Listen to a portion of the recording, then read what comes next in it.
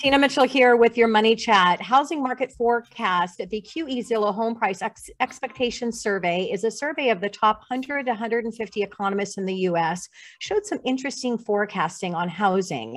Of the 114 economists surveyed this time, participants expect on an average 4.8% appreciation per year over the next 5 years nationally. Cumulatively, they expect over 26 appreciation. While it's not easy to buy a home, it is a smart financial decision.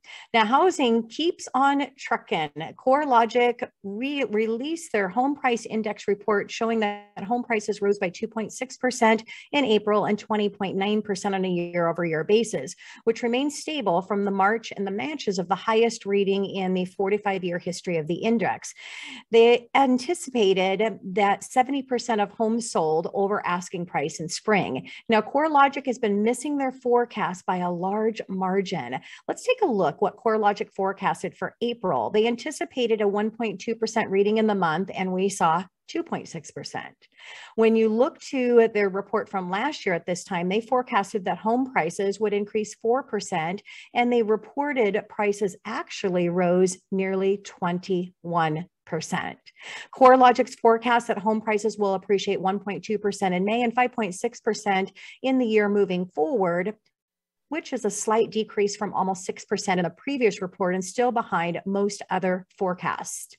Even if CoreLogic is correct and we see a closer to 5% appreciation, it is still extremely meaningful for wealth creation. If someone bought a home for $400,000 and put a 10% down payment, that means that they would gain $20,000 in appreciation next year and earn 50% return on investment due to leverage. Now, the Q1 GDP estimated showed that the U.S. contracted by 1.5%. So naturally, Q2 is of great importance, especially because one of the defining definitions of a recession is 2 consecutive quarters of negative GDP. The Atlanta Fed lowered their QE GDP forecast from 1.3% to 0.9%, which is another sign that the economy is slowing. The World Bank, who is usually pretty accurate with their forecasts, have adjusted their 2022 and 2023 GDP figures and believes that if oil prices remain elevated and central banks continue to tighten, there's a good chance of a global recession. Carlos Gutierrez, the former U.S. Commerce Secretary, said on CNBC that he cannot remember a time the Fed got its monetary policy right.